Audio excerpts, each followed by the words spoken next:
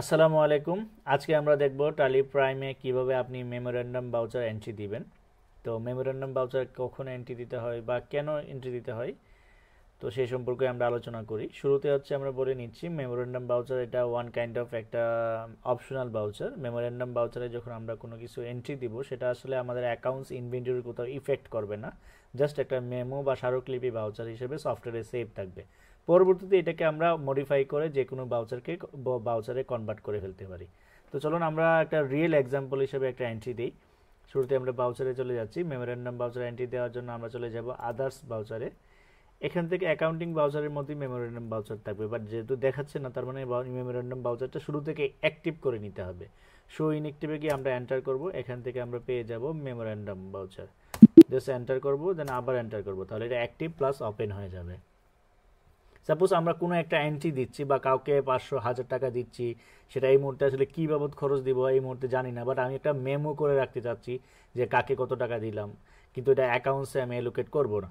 পরবর্তীতে এটাকে আমি অ্যাডজাস্ট করব বা পরবর্তীতে এটাকে আমি ফাইনাল স্টেজে নিব, সেক্ষেত্রে আমি মেমোরেন্ডাম ভাউচার হিসেবে এন্ট্রি দিয়ে রাখতে পারি। সাপোজ আমি কোনো একজন এমপ্লয়িকে আমি 500 টাকা দিলাম আমার অফিস থেকে কোনো কাজে, এটা হচ্ছে ক্যাশ ফ্যাক্টরি থেকে দিলাম, ফ্যাক্টরি লেজার থেকে দিলাম। তো ফ্যাক্টরি লেজারে আমার 30,000 টাকা ছিল, যে 500 টাকা দিলে দেখা যাচ্ছে কি 29,500 টাকা থাকবে আমার বর্তমান ব্যালেন্স। বাট এটা কিন্তু আমাদের যে লেজার, সেই লেজারটা কিন্তু ব্যালেন্স কমবে না। আমরা শুরু থেকে আগে একটু দেখে নিই যে ফ্যাক্টরি ক্যাশ যে লেজার, সেই ব্যালেন্স কত আছে। আমরা একটু ব্যাকে চলে আসি, এখান থেকে চলে যায় ডিসপ্লে মোর রিপোর্ট, এখান থেকে accounts book, cash and bank book, factory cash. এখানে 30,000 টাকা আমার ব্যালেন্স আছে দেখাচ্ছে। ওকে, তাহলে আমরা চলে যাই ভাউচারে। ভাউচার থেকে যেহেতু মেমোরেন্ডাম ভাউচার ওপেন করাই ছিল, অটোমেটিক ওপেন হয়ে গেছে।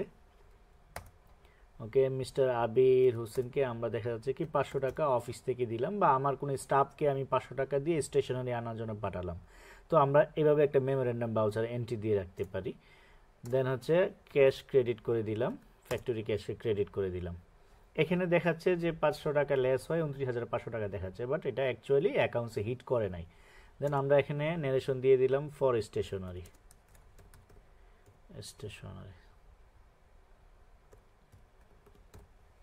ওকে, এন্টার এন্টার দিয়ে সেভ দিলাম। এখন যখন সে স্টেশনারি বাজারগুলো নিয়ে আসলো, সেক্ষেত্রে আমরা এটাকে কনভার্ট করে ফেলতে পারি।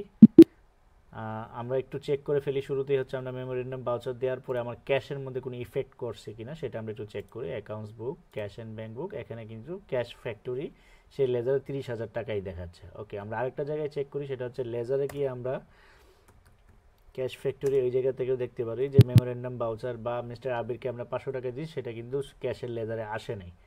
তার মানে সেটা জাস্ট একটা মেমো হিসাবে সফটওয়্যারে সেভ আছে। এখন পরবর্তীতে যখন সে বিল নিয়ে আসবে, এটাকে আমরা যে কোনো ভাউচারে কনভার্ট করে ফেলতে পারি। তো আমরা গেটওয়ে টালি থেকে ডিসপ্লে মোড রিপোর্টে যাব, এখান থেকে এক্সেপশন রিপোর্টে যাব, এখান থেকে মেমোরেন্ডাম রেজিস্টার। তাহলে নভেম্বর মাসে আমরা এন্ট্রি দিয়েছিলাম, নভেম্বর মাসে জাস্ট একটাই মেমোরেন্ডাম ভাউচার এন্ট্রি আছে। ওকে, এটাকে আমরা ওপেন করে এখন এটা যদি পেমেন্ট ভাউচার হয়, সেক্ষেত্রে আমি জাস্ট পেমেন্টে ক্লিক করব। ক্লিক করার পর এখন যদি যা মডিফাই করা, সাপোজ 450 টাকা স্টেশনারি বাবদ খরচ হয়েছে, এখানে আমরা লেজারটাকেও চেঞ্জ করে ফেলতে পারি। স্টেশনারি নামের লেজার নাই, বাট এন্টারটেনমেন্ট হতে পারে।